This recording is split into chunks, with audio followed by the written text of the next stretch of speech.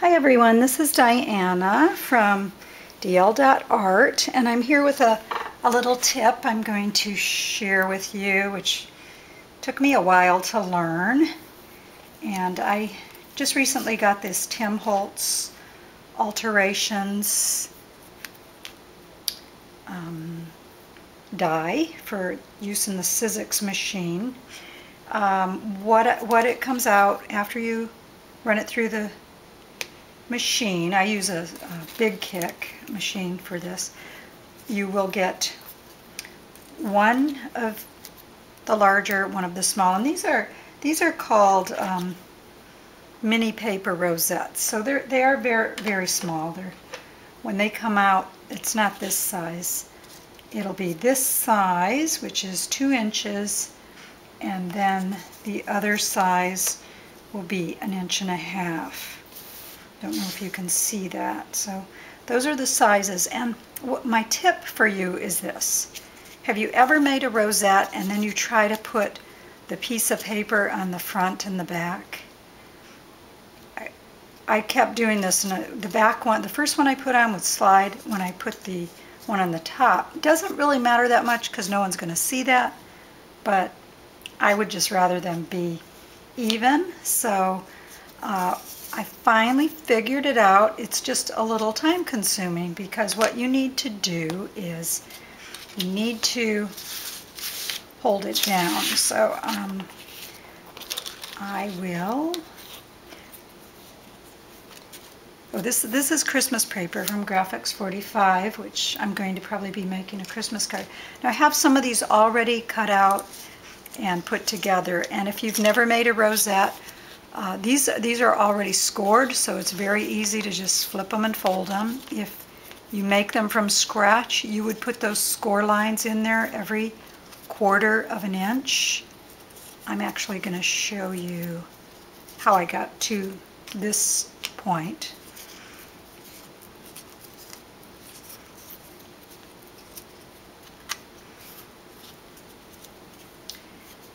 And then I will probably be doing another video after this one because I'm really behind on doing videos for you pretty quick. And then what I found is this is the best glue. It's called the Scotch Quick Dry Adhesive. That's one of my favorites. And you just put, it dries quick. That's what I like about it. So this video shouldn't take too long, but I'm going to just put those guys together. I'll hold it for a little while. I'm not going to use this one to show you the demo, but I'm just showing you that's how I got to this point.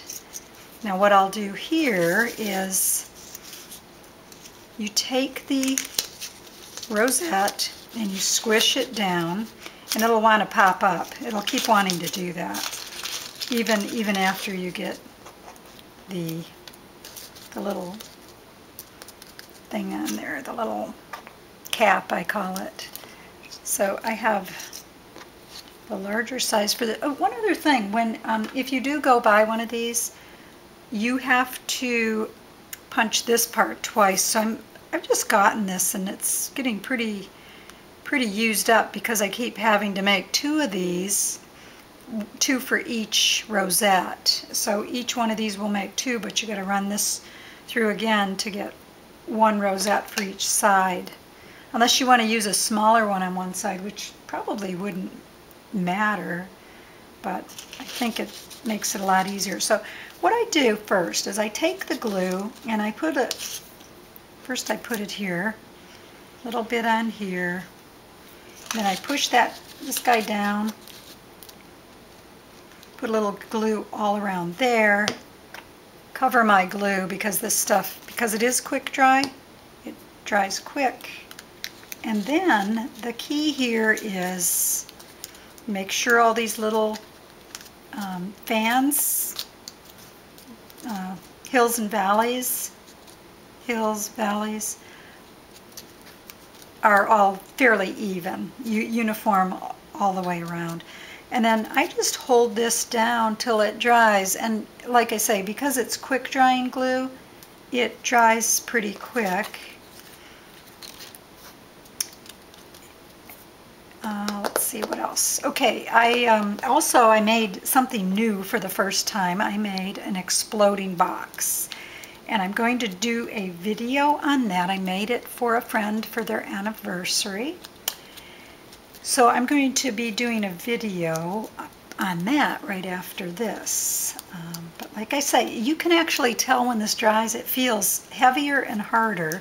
It doesn't feel all wet. And it's getting there. It doesn't take that long. Probably 1 minute, 2 minutes at the most. So if you've got music you like to listen to, I had trial and errors on these. Like I say, this one came out pretty bad. These are rosettes that I made myself, just cutting them on the cutter. For this one, because it's so thin, I could go 6 inches long. And I think it was a 1/2 inch, no, yeah, it was a 1/2 inch cut, 6 inches long.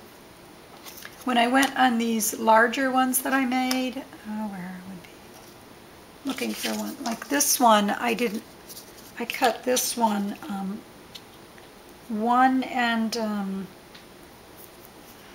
think a little over 1 inch, like 1 1/8.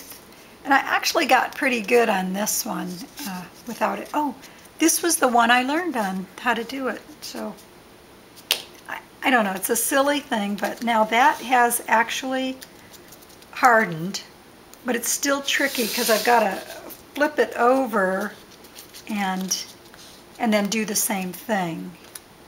And so I got to unglue my glue. Uncap it, I mean. Now, this is really a strange video for me because I'm using only one hand. Okay, capping it again. And then I'm just going to put that here and just hold it down till it's done.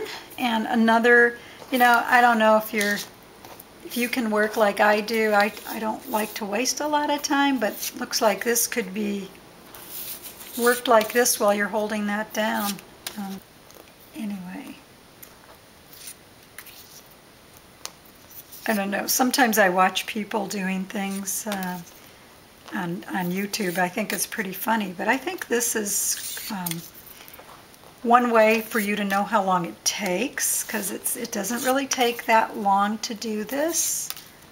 Although you're probably not liking looking at my hand.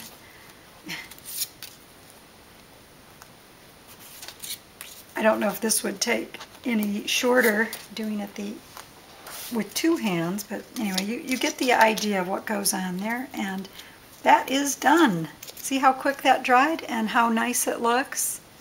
I think that's pretty good. I'm pretty pleased with that tip, and I hope you enjoy it. And there's also a Cricut cartridge called Ribbons and Rosettes, which has great rosettes.